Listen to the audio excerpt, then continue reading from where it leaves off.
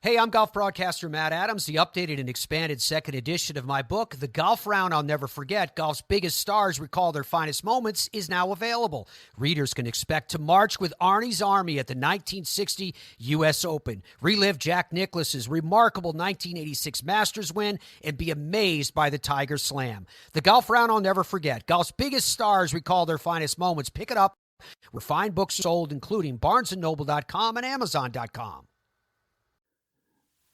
This podcast is part of the Sports History Network, your headquarters for the yesteryear of your favorite sport. You can learn more at sportshistorynetwork.com. I want to tell you a story about a team that is either loved or hated. There really isn't a middle ground.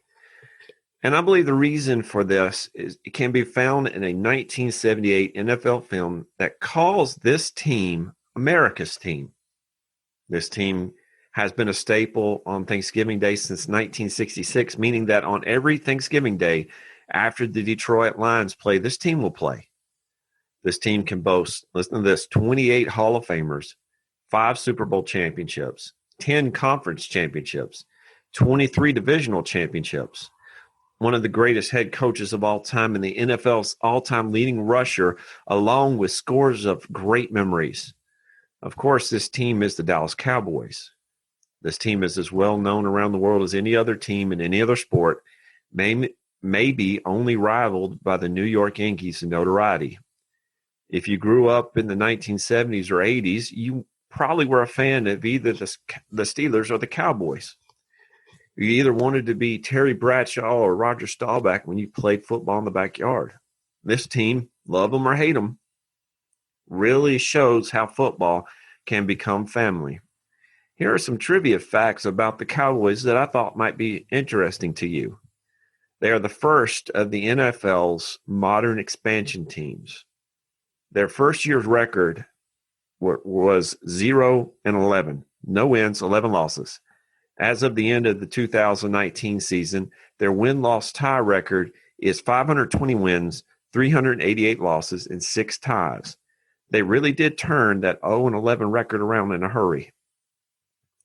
Their first coach was Tom Landry. He was fired in 1988, having served as the Cowboys' only coach over that span. Since that time, the Cowboys have had 8 head coaches.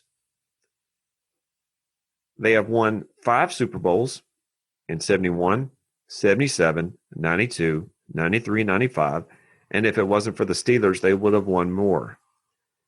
They are the first team to send at least 13 players to a single Pro Bowl in 2007.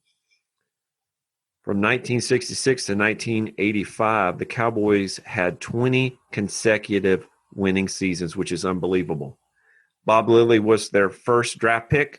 From 1961 to 1974, he started 196 games.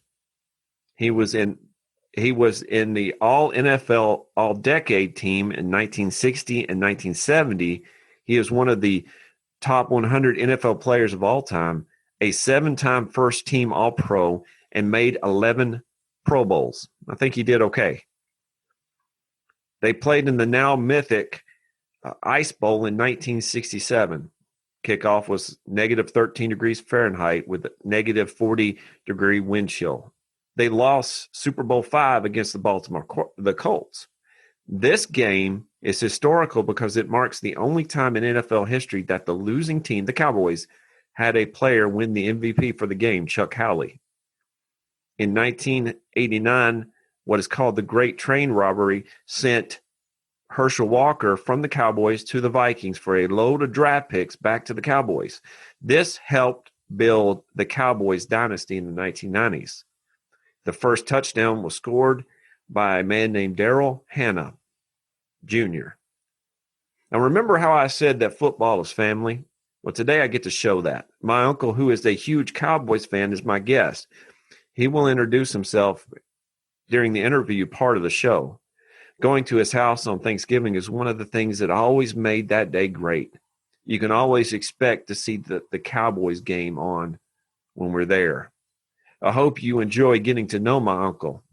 Thank you for joining us at the Football is Family podcast.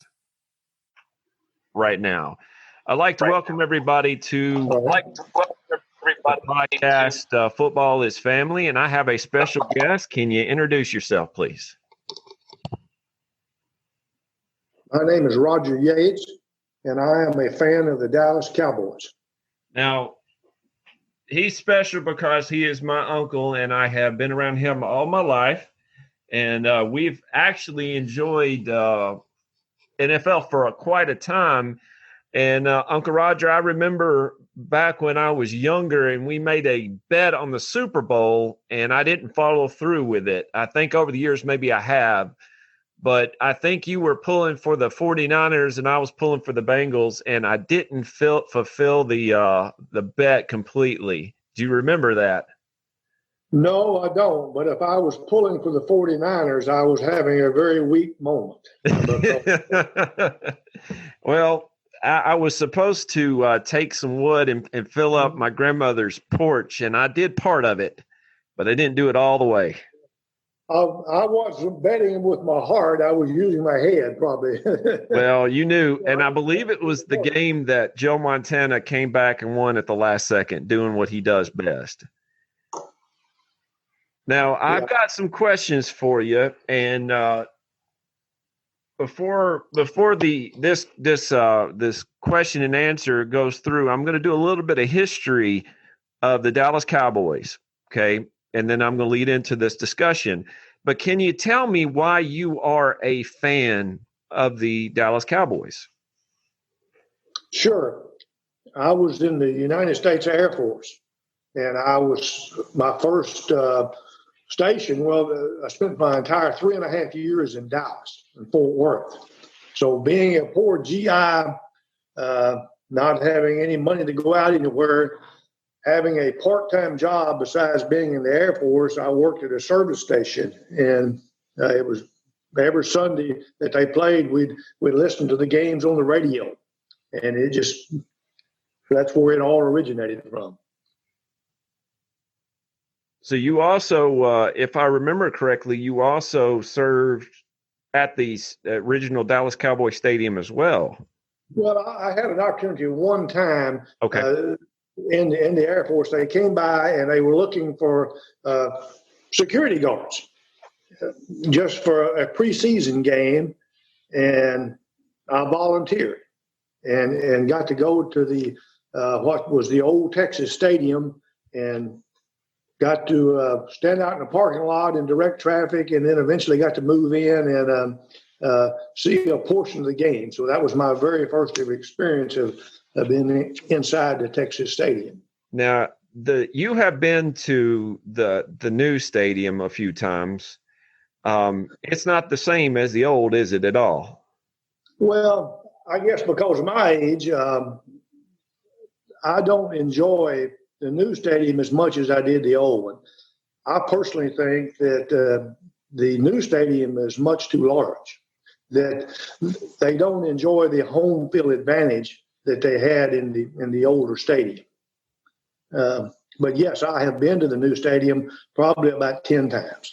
10 times. Now, if I remember correctly, in the old stadium, they left the roof open so God can watch his team play. Yes. Well, yeah, there was no, there was a slit or a hole in the opening, so God could watch his favorite team play. But the fans could stay dry, but the field was under the weather conditions, and if it happened to rain or whatever, or snow, I was there one time when it snowed, and very, very enjoyable. I just like the old stadium. Now, I remember growing up, we would go to your house, and we still do for Thanksgiving, and we would have, we would eat, and then the Cowboys games on. It's some of my fondest memories, Uncle Roger, is watching the games at your house. And I remember going to your house, the house you were when you were in Dixon, and up on a riser going downstairs, you had a poster of Herschel Walker.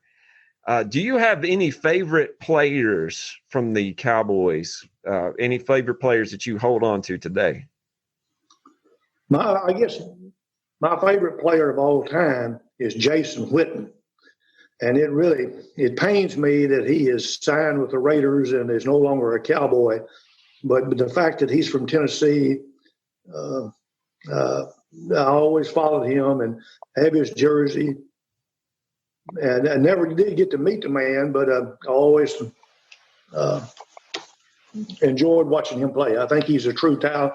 I think he's appears to be a wonderful individual. Came from a pretty tough background to make something of himself. Now, what are some of your memories about the Dallas Cowboys? What are some of your favorite memories about them? Well, Jerry, I have so many. And again, I've been blessed that I guess I've been to maybe as many as 25 or 30 games. I can remember, and I don't remember the year now, but the year that Emmett was looking to break the all-time leading rushing record.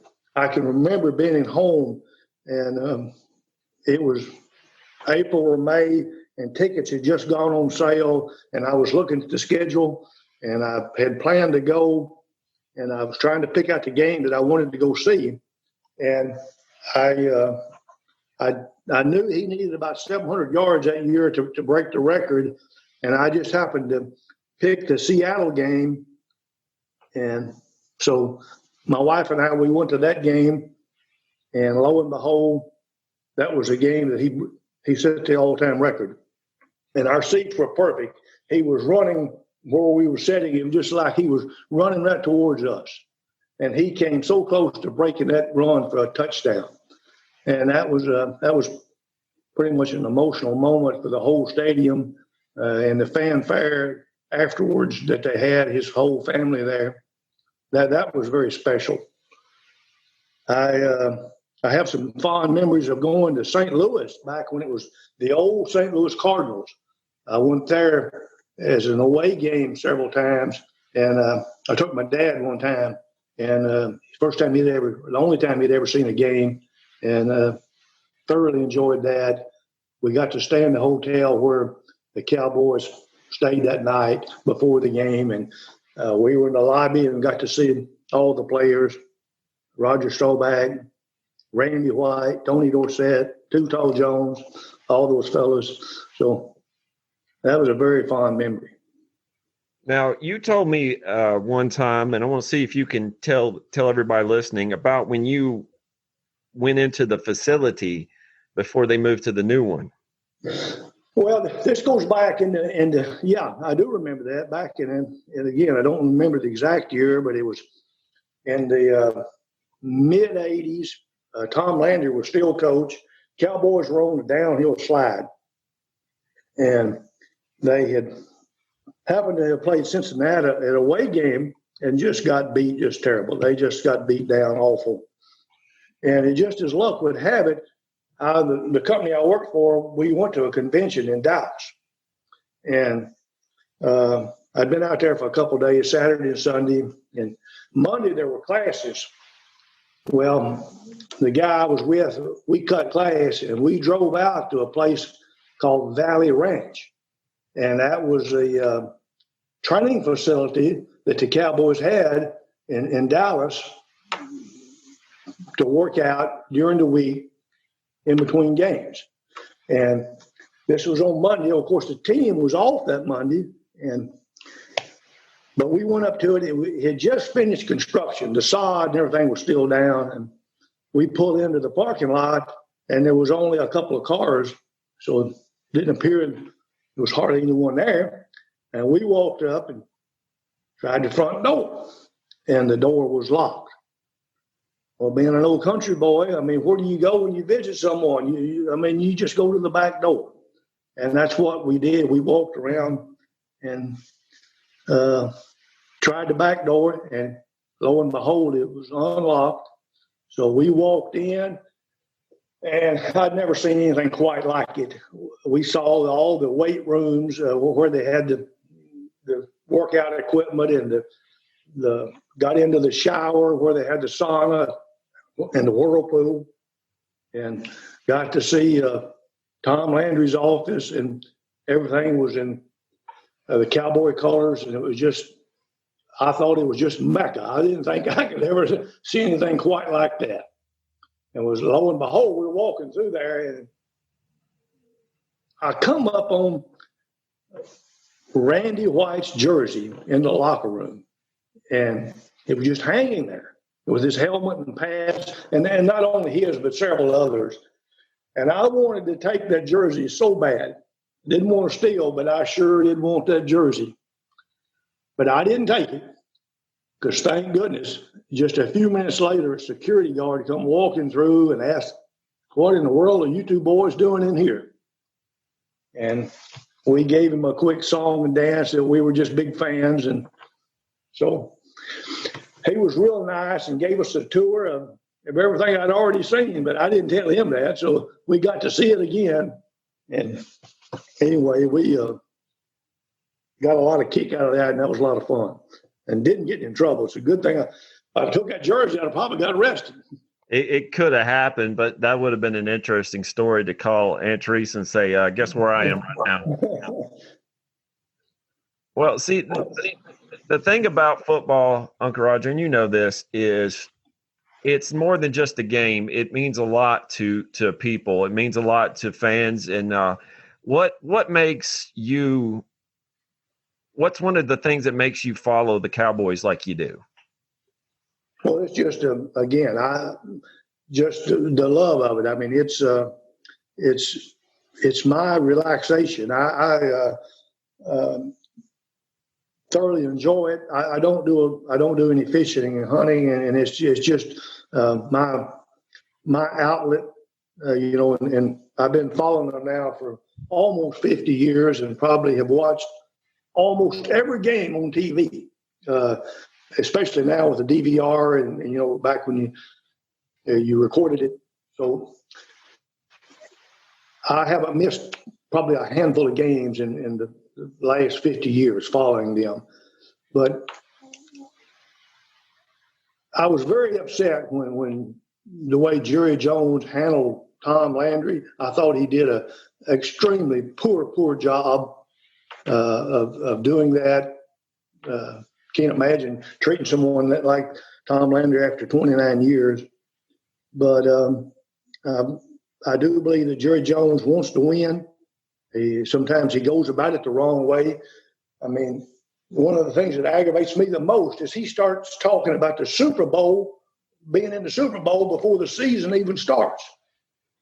I understand having goals and aspirations, but I don't like that. I think you need to take one game at a time, play your best, and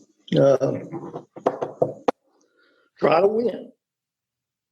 Well, see, I think you this year you have one of the best teams on paper, and signing Cooper the way they did and Zeke, and wonder if they can sign Dak anytime soon.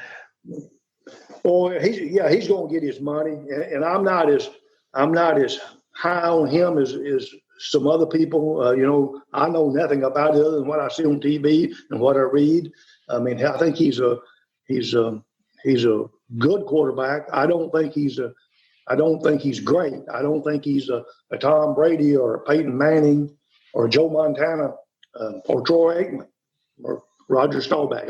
I don't see that yet. Well, let me ask you this, and we will we'll close up with this. And again, thank you for your time today. If you were to take your 50 years, almost 50 years of football fandom of the Cowboys, what makes them? And you described some just a second ago, but what makes them family to you? What makes football family to you? Because that's what this podcast is all about. Well, I don't want it is family, although Teresa doesn't watch it with me. I mean, most of the time. It gets down, if there's a field goal in the fourth quarter with 30 seconds to go, you can look up and she's going to be gone. So she can't stand the nerve-wracking or excitement. And I'm jumping up and down either way. And so I don't really know how to answer your question, making it a family, because Okay, think about this. When you're at a game, how close do you feel to the people next to you? I mean, are you all in it together, willing the team on? Well, most of the times. I haven't been to any away games other than the Titans. I've seen the Cowboys play here 6 years ago. 6 years ago, I believe it was. I've been to Atlanta a few times to see them play. St. Louis, as I mentioned. But, and I'll tell you a funny story about going to St. Louis.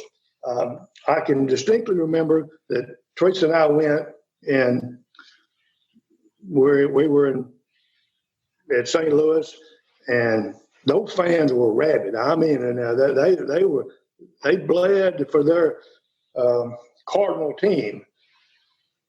The game was really exciting. We were in the lower deck, and I'm standing up cheering and carrying on hollering. And of course, Cardinal fans are all the way around me. And as luck would have it, the Cowboys won. It was cold in the wintertime, and Tracy had just bought a brand new coat. And that was a big deal at our house. I don't know what we paid for it, but she had a brand new coat. And somebody from the upper deck, I guess, heard me hollering and jumping up and down and singing all that. And they poured beer on us from the upper deck. And so it went all over Tracy's new coat. And I had to listen to that all the way home driving. I'd cause her coat to be ruined. So, but family and friends going with me. I've had friends go to St. Louis, and many friends go with me to Dallas. It's just a good long weekend, and it's fun. And it's gotten so expensive though. You haven't asked. I haven't been in 5 years to see a game. Last one I seen was when the Cowboys beat the Raiders just before Christmas in 2014. But you don't get to buy the tickets anymore direct from the club. You have to go through StubHub or Ticketmaster. And I just happened to see Sunday the Cowboys are going to play the Falcons. And tickets that I paid $200 a seat for 5 years ago, and I'm not sure if this pertains to the COVID or not, but they were going for $400 per seat. And I'm just not going to pay that. It makes it hard for families to go to games. Yeah, and again, there's watching it at home is fun, but there's nothing like being there. And let me say this: that one of the things, again, growing up, as far back as I can remember, I remember the Cowboys playing on Thanksgiving with you at your house, and that's one of my fondest memories. So I want to thank you for those. Well, you're welcome. Let me tell you one of the things I have, and I haven't. It's in my house here, and I've got a souvenir. I've got a letter from Tex Schramm, who was the former general manager and president of the Cowboys during the early 1960 era. I mean, he was that up until Jerry Jones bought the team in 1990 or 89. So I've got a letter written to me from him, and I cherish that. Absolutely. And I had written in, this was, of course, long before the internet and all that, I had written in and asked a question, and I got a response from him. So I was not only shocked, but very pleased to that. Well, I want to thank you, Roger, for your time and for your stories. Again, this is why football is family to me personally, but also for fans like my Uncle Roger here for the Cowboys. So I want to thank you for that. Yes, sir. Thank you, Jeremy. This podcast is part of the Sports History Network, your headquarters for the yesteryear of your favorite sport. You can learn more at sportshistorynetwork.com. Hey there, sports history fan. This is Arnie Chapman, a.k.a. the Football History Dude, and I hope that you enjoyed this recent episode presented by the Sports History Network and were able to learn some good old-fashioned sports history knowledge nuggets. I started the Sports History Network back in 2020 with the mission to help podcasters find a community of like-minded sports history nerds, as well as helping aspiring podcasters to start their own shows. We have a little bit over 30 shows on the network right now covering all sorts of sports history. But as far as I'm concerned, we're just at the toothpick in the ocean moment, that can't even figure it out because there's so much more coming. We wanted to create the ultimate headquarters for sports yesteryear, starting with Podcast Network and our website, but we're going to continue to move into other mediums as well. And here's the cool part, because we want you to be part of our team. So if you're interested in starting your own podcast, or maybe being a guest on one of our shows, or who knows, maybe even writing an article for us over on the website. Seriously, all you gotta do is reach out to us on the contact page over at sportshistorynetwork.com. You can be as technologically savvy as a Neanderthal tapping on a stone trying to figure out this whole hieroglyphics thing back in the day. Again, it doesn't matter, because even if you don't understand the whole podcast space, we have a production team that can pretty much help you out with doing everything. All you gotta do, head over to sportshistorynetwork.com, head to the contact page, fill it out. That message goes right to me, and I'll reach out to you as soon as I can. But for now, dude, I'm through if you're through.